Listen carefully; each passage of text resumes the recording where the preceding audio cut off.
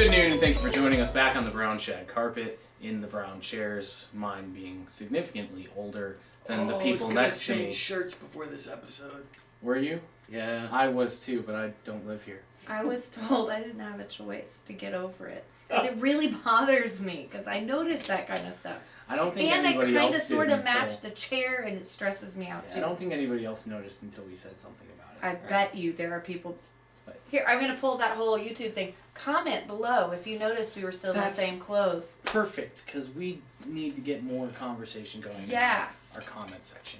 Like, subscribe, share. Oh gosh, it feels like such put it on social media. I've been thinking a lot of where I could end up in my life, and I know for the next step in my life I'm going to New York, but there's one state that I really want to visit, and we'll get to that, but I want to hear what your favorite states have been, because y'all, I'm speaking in your southern, have lived in plenty of states. Corey was born in Texas. But he was born there. He was You're born not there. wrong, but that's not Your a thing oldest son was people. born in I was in Arkansas. I don't know Alabama which for about one's as long. worse. Yeah. Poor Aubrey. What is it? He's not I've been picky. Alabama, South Carolina, Virginia, Louisiana, and then we got married. Right. You were... I was Texas, Louisiana, New Mexico, Texas, Louisiana, And then New Mexico. together, we were New New Mexico. Mexico, Louisiana, Maryland, Arkansas, Texas, and personally, the best one. is Alaska. Alaska. Yeah. That has been the absolute best for our family, and I'm not just brown nosing on the brown shag carpet.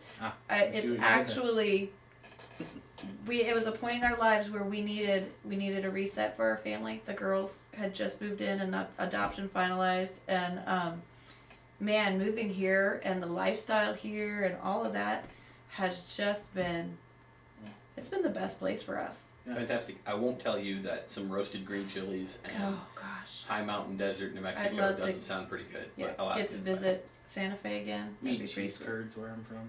That's disgusting. That Cheese came up in the curds. last episode. Coney Island. Those two. You're episodes really ago. focused. You didn't eat lunch, did you? I did. I had Chinese food, which is a New York thing.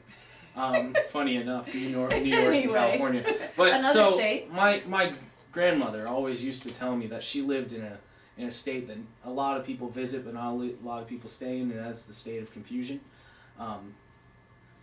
Ding, Was that pretty good? And there we go. There we have it. And just because like that. today we're talking Right. about how to say I'm confused, or That's I so don't easy get for it, me. or I'm not following you, or you keep doing meme speak or text speak. What are you talking about? And what do you mean by stop the cap? Stop the All cap. of my children are now going to die Drip. because I said stop the cap. Yeah, we had a conversation Respect about what the I drip. thought drip meant the other day versus what they thought it meant. I'm afraid of what. Yeah, you don't thought wanna it talk meant. about it? No, I don't. So, anyway, how as an adult, Do you say I'm I'm confused? confused.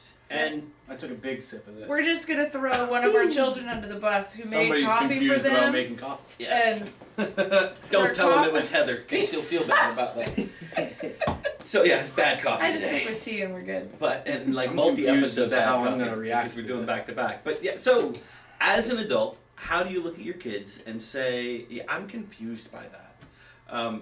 Particularly if they're the ones who are talking, but the ability to admit that we don't get it and that we don't have all of the information as an adult, particularly for this particular adult, that's not a thing. I do not enjoy. It's an actual life skill. Yeah. Because admitting you're confused or you don't understand something requires a fairly significant level of vulnerability. Right. Which I think is kind of the first step of it is going, I don't understand. And having to admit that out loud is a big step for a lot of people, because I'm a control freak, so I don't like to not know. And interestingly enough, like we talked about last week with fear, most of the time when we don't understand, admitting that we don't understand isn't news to our Right. kids and our children. Right. They already knew that we didn't get it. Yeah. It is a bit of a surrendering of control to look at them and take the next step and say, you clearly have something going on here that matters to you. I'm not following, I don't understand. Help me understand. And our being careful to thinking back again to that anger iceberg, when we're angry, very frequently we cover confusion with anger. Or embarrassment. I was about to say I'd be willing to bet that it's on that piece of paper. It is. I get angry when I'm confused or Yep. embarrassed. Yeah. Right. And so, and realize that if you're an adult and you're talking to your teenagers and your confusion becomes anger, you've shut that conversation down. And now you never get a chance to understand the thing that they were trying to communicate. To be able to be vulnerable and go, way back up. I don't get it. You matter. But Help me understand. The same is true with your 3-year-old. And we all know trying to understand toddler speak. But it's the same state, and each of those is taking the step to go, help me understand.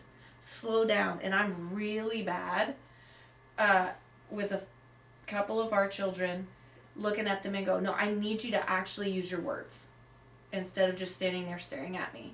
It's difficult sometimes to not push off my frustration with not understanding onto them as something that they've done wrong. They should be embarrassed, or they should feel shame because, frankly, I'm frustrated and I'm embarrassed because I don't understand them as their mom. But asking them to explain, and sometimes it does take, they just keep using the same words over and over.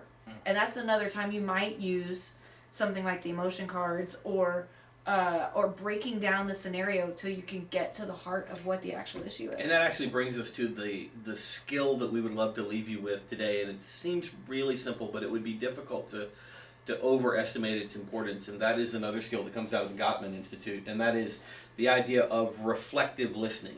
To be able to look at a child or a teenager and say... Or an adult. Or an adult and say, okay, what I heard you say was this. Right. And not in a mean way, right? Like, what I hear you saying is you want to be grounded all week. That's occasionally effective, but not what we're aiming for here. What I heard you say was you're really upset and you're frustrated because you thought we were inviting friends to supper and I meant next week. And then all of a sudden to hear a teenager go, what? No, that's not what I said. Or to hear a 4-year-old go, Mama, that's not... No, I'm asking about this. And very often as an adult to realize that what we're responding to isn't actually the meat of the issue, or we're completely conflating an entirely different issue. Reflective listening isn't an aggressive attack. It serves up, this is what I'm hearing, and asks for validation. It asks for the opinion of that person. Right, and then, and so to speak back to them what you think what you're understanding, and then ask them to speak into that again until you get to you're mutually understanding one another. And this is the same for parents as it is for children. It goes exactly the same way, friends. It'd be really interesting to hear your kids say, Dad, this is what I heard you say, and really convicted to very often be able to very often have to go, I know why you heard that. That's not what I meant to say. Let me try that again. The skill of reflective listening in families can be really powerful, and you would be astounded how many times just listening reflectively can eliminate what you thought had to be a larger conversation. And it does take practice, and it takes practice to not sound, is it patronizing or patronizing? If I answer that question right now, I'm going to sound one of them. So, to not sound that way, because to me that's one of those phrases, reflective listening sounds, or to validate feelings, sounds very catchphrasey and overused, and it just kind of crawls up my neck. I'm like, if you can't be authentic, then just be quiet. Don't use something somebody else told you to say. But it's powerful, and it's good, and it's true, and I have to practice saying things and receiving things without assuming they were being tacky. So reflectively, in the comments, tell us what you heard us say. And for clarification, this is the end of the episode. Thank you for joining us again on the brown shag carpet in the brown chairs that are not so shag, and mine that is old enough that it could probably be my parent. Thank you for joining us again, and join us next week for another video. For the kids? I don't have kids. I don't have a wife. Speaking of dating, we'll see how that goes in a couple years when I show this to my family. Peace, we're out. Bye.